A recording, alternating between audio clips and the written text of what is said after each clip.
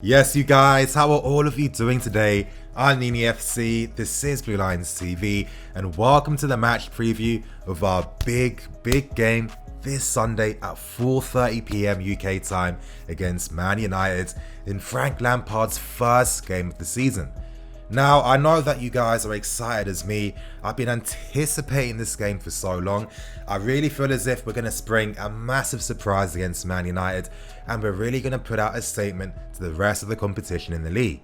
However, you guys, before I get into anything, before I get into the press conference, the predicted lineup, and all things tactics, today's video is brought to you by the OneFootball app. As I'm constantly saying, the app is so convenient. I use it on a daily basis to stay up to date with all the latest news surrounding the team, the game, our opponents, plus more. If you guys want this for yourselves, in the link in the description below will be a download link for the OneFootball app. And before I get into anything, one more thing, smash that like button, you guys. Help me get more than 2,000 likes for today's video. Now, to get this match preview started, we need to talk about Frank Lampard's press conference. And as I've said before, Lampard is a natural speaker. He's very articulate. He knows how to speak and how to address his points.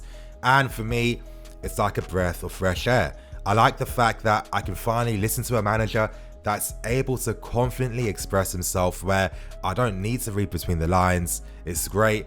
And in this press conference, if it doesn't tell you that Lampard is the right manager for us, then nothing will. From this press conference, Lampard understands what it means to manage a club of this stature, and for me it's kind of nice to hear because it also sheds light on Lampard's mentality when he used to play with us. Now, back in his playing days, it was no surprise that he did excel because it shows that he had the right mentality all along and he is the ultimate competitor. Now, I'm going to discuss key talking points, and Lampard was asked whether he's excited for the first game. Of course, he clearly was. Lampard mentioned that, listen, I'm not fearful. I don't worry about my lack of experience or my age. He spoke about how he did used to enjoy playing at Old Trafford, but he said that there are some similarities between him and Solskjaer when it comes to stages in their managerial careers. I think the most important aspect of this press conference was the David Luiz situation, and of course, in Frank Lampard's typical way, it was addressed in a very classy manner. Now, Lampard said that they had honest convos over the last week, confirming that this was pretty spontaneous and pretty quick. Lampard said that Luiz confirmed he was going to be going, and this explained why he never played against Borussia Mönchengladbach. Now, Lampard did reiterate that there are no bad feelings between the two, and he did state that there are no such things as first choice or second choice options at this club.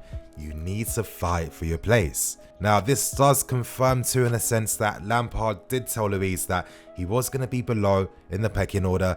I guess for David Luiz it was too much for him because every single season he constantly has to prove himself, and I guess after a while you just get sick of it. But still, Lampard has a point.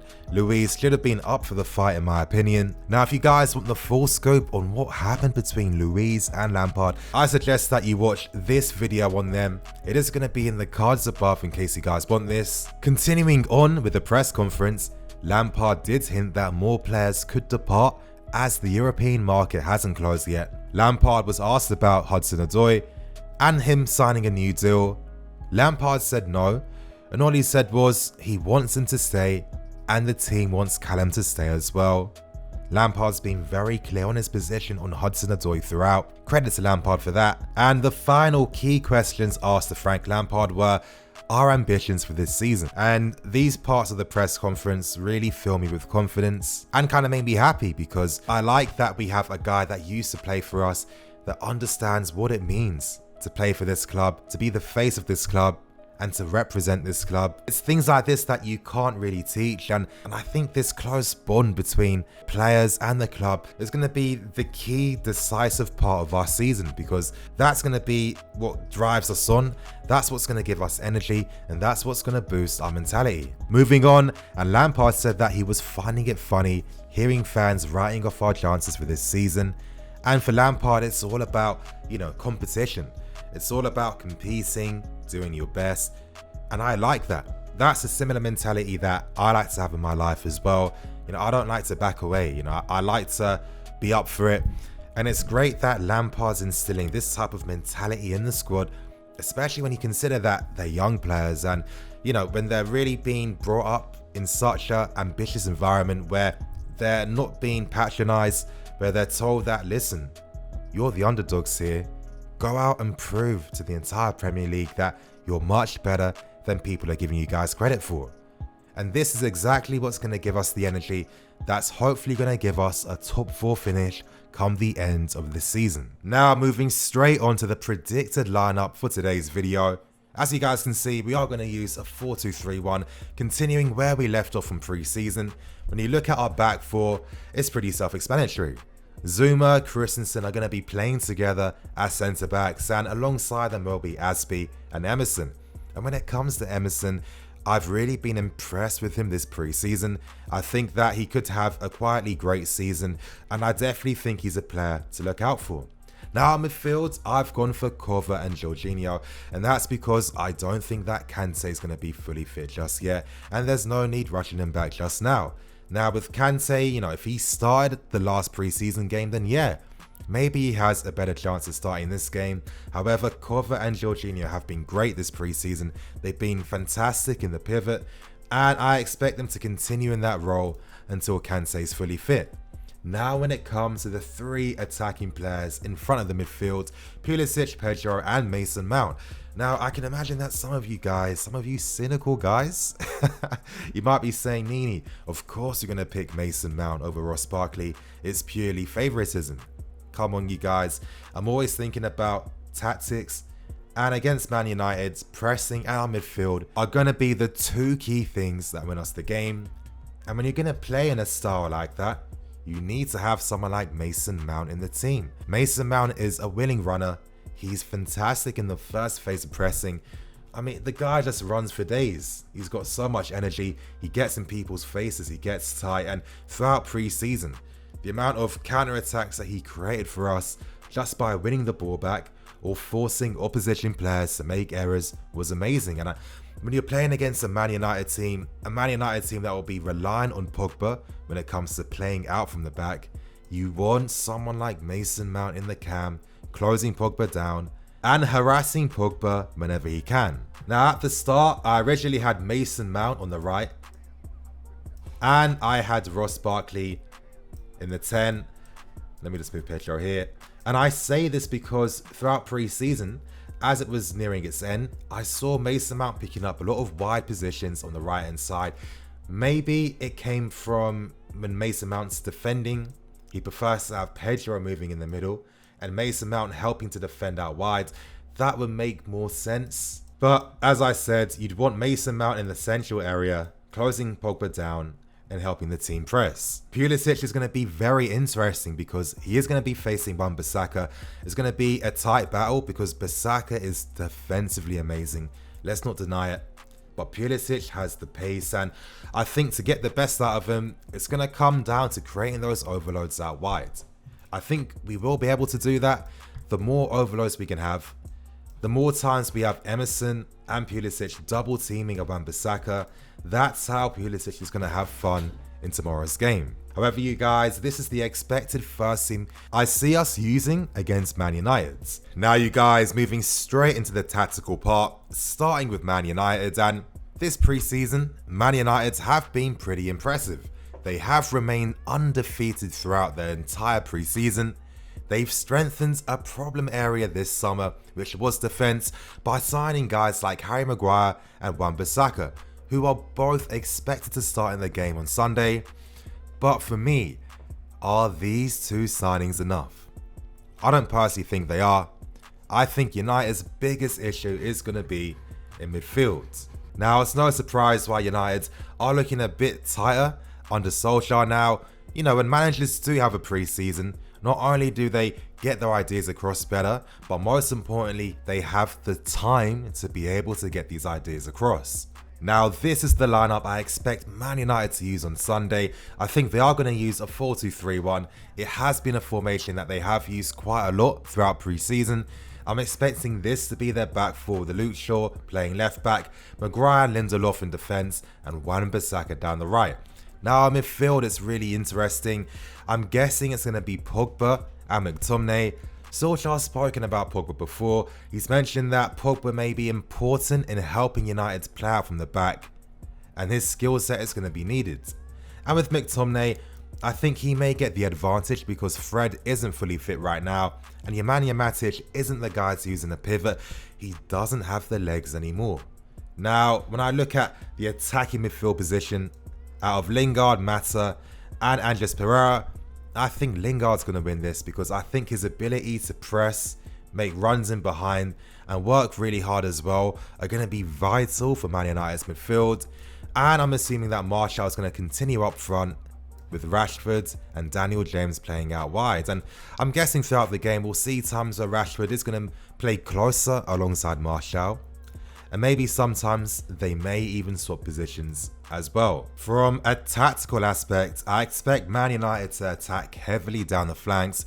They're using traditional wingers, and they're going to expect these guys to go 1v1 and beat their man. And Man United are going to look to create those opportunities whenever they can. Expect Pogba to be spraying lots of direct passes diagonally out wide. United will look to bypass midfield whenever they can because Solskjaer's going to realise, you know what, we don't have the strongest midfield.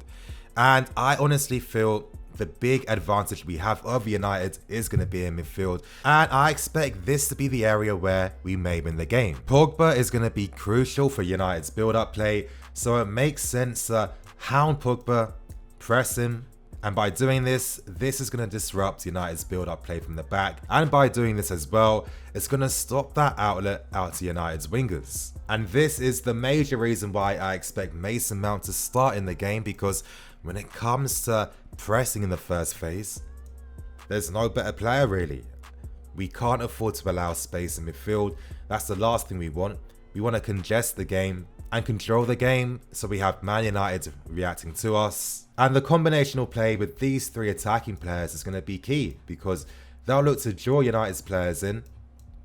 And by doing this, hopefully we find a man out wide, and Lampard likes the fullbacks to be their outlet. The worry, of course, is going to be how well our press is going to be. At times, it's a bit disorganised, and United have pace to burn.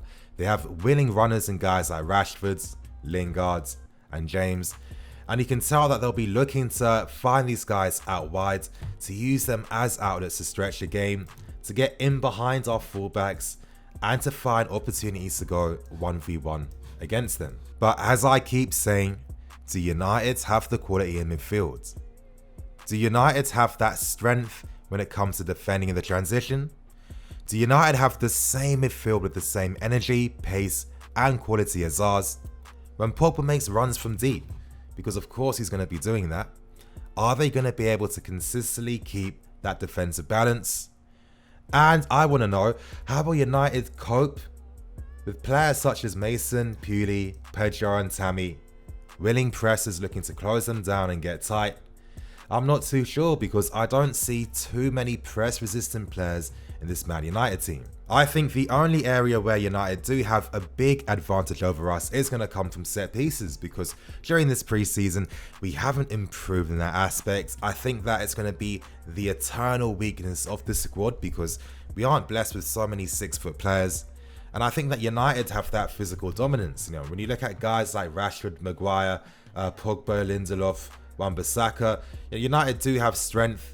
They are tall, they are physical, and you can tell that Solskjaer will be looking to use set pieces to his advantage. And it does make sense when you realise that they are going to look to play wide, meaning that a lot of times when the fullbacks are defending, they're most likely going to give away throw-ins and corners. So I'm guessing that Lampard is going to try and have the team reduce that as much as possible. However, when it comes to our strength in midfield, and when you realise that we have options on the bench, because as the game does progress, you can imagine guys like a Pedro coming off and Korver coming off, to bring on guys like, Ross Barkley playing in the 10, and N'Golo Kante helping out defensively. And as I keep stressing, whenever Ross Barkley comes on, this is when the team tends to play more counter-attacking. Obviously got to add Giroud here as well. And this is going to give us that advantage if the game's in our favour as the game's progressing. And look at the options we have. The strength in midfield doesn't go.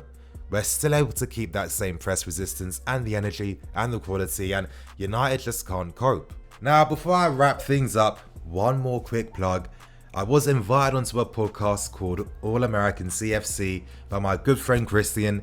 If you guys want more Blue Lines TV, I suggest that you download the podcast. It's going to be in a comment and in the description below in case you guys want more Blue Lines TV. And on that note, you guys, I need to wrap things up and keep things moving. I got to go somewhere. Thank you for watching. Please like, comment and subscribe. I'm Nini FC. This is Blue Lines TV. See you guys on Sunday.